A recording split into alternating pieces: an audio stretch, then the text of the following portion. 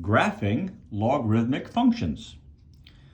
Our objective here, and we did a similar thing with exponential functions. We want to graph logarithmic functions and note their basic characteristics. So of course, we know, oh, I forgot my we know right up here. We know what a logarithmic function is.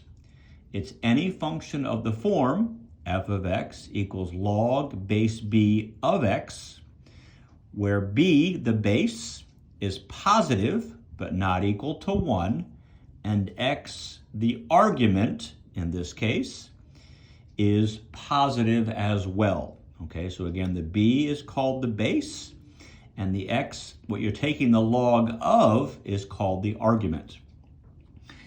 We're going to keep this simple, and we're just going to graph these with a graphing device and note their characteristics. So example 1, use a graphing device to graph the, look at me, logarithmic function. I made some mistakes here. These are both log functions. To graph the logarithmic function, f of x equals log base 10 of x, and we'll sketch the graph below. Sorry about that. Looks like I got a few mistakes in this particular set of guided notes. I'll have to correct those. Okay, so I'm going to go to the graph, y equals. I'm going to clear that out of there. Now this is log base 10. Okay, so log base 10 we'll also learn is called the common log. And so you can go down to the left side on your calculator where it just says log here, and that's the common log button. So we could just press this. It doesn't show a base, but the 10 is assumed in the common log. So we can simply graph this, and we will get the log base 10 of x. If I press graph, there it is. If you want to see it, if you want to put the base in there, you go to y equals, clear, and we will go back to our math key and go up to that log where we get to enter the base, and we would type 10 in for the base, same thing as the common log of x, and we would get the exact same graph. Okay, now I'm going to zoom in just a touch so we can see this a bit better. So I'm going to change my window to go from -1. We'll go to 10. That's fine, and we'll count by ones. And the y will go from -10, and we'll go up to only 2 in this case. So there you have it. Okay, so it's got kind of a fourth quarter, first quarter feel. One thing I want to notice here is it crosses right here, the x-intercept. Let's find this 0. So second calc, I want to calculate a 0, and I want to look between, let me get that cursor over here. It appears I have a 0 right around here where it crosses the x-axis. Those are zeros. So there's a left bound, and there's a right bound, and I'm going to have it guess. And so it crosses the x-axis at x equals 1 right here.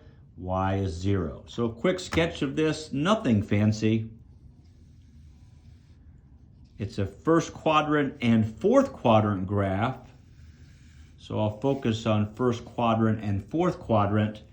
We know it crosses at 1, and so it comes up from down. I'll do kind of a dotted line again just to make it look different. It comes up, it then crosses through at 1, and then it grows, but it goes slower and slower and slower. But it does cross right here at 1, and this is f of x equals log base 10 of x.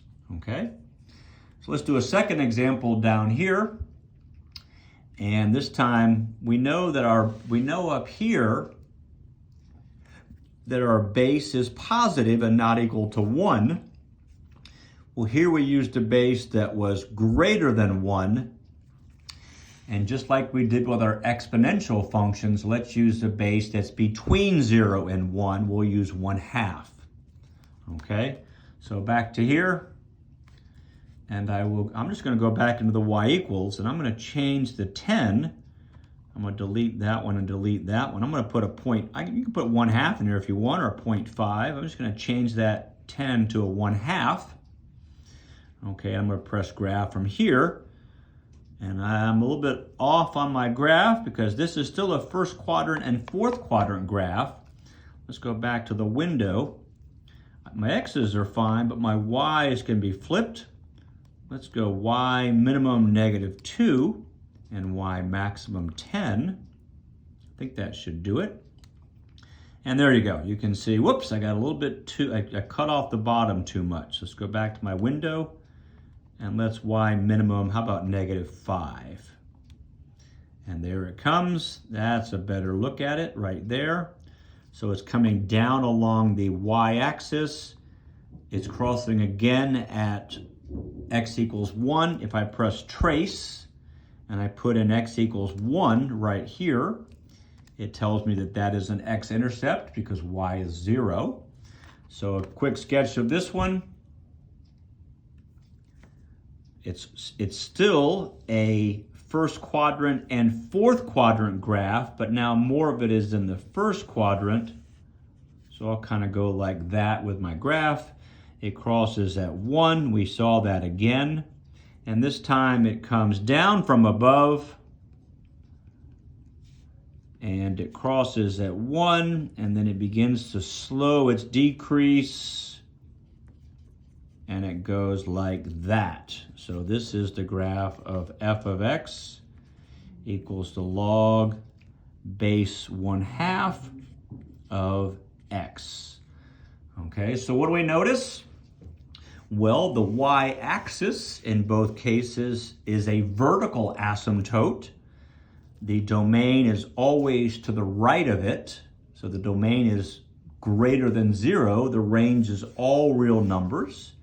And they both cross the point 1. They both have an x-intercept at 1, 0, and neither has a y-intercept because they don't ever cross the y-axis.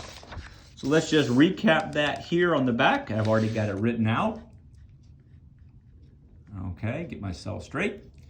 General characteristics of the logarithmic function. The domain is positives, greater than 0 to infinity. The range is all real numbers. As we noted, the graphs all pass through the point 1, 0, which is your x-intercept is at 1. There's no y-intercept because it never crosses the y-axis. Okay, as noted in this fifth bullet, I'll jump to the y-axis, or the line x equals 0, is a vertical asymptote. Again, an asymptote is a line that shapes the graph. Okay. If our base is greater than 1, the graph goes up to the right and is increasing. Here's our base. Whoops, here's our base of 10. If it's greater than 1, it goes up to the right and it's an increasing function. If our base is between 0 and 1, in this case our base is 1/2, it goes down from left to right and is a decreasing function. And that's what I've written right here. A base that's a proper fraction between 0 and 1, it goes down to the right and is a decreasing function. So just kind of a sense of what the general graph of the logarithmic function looks like.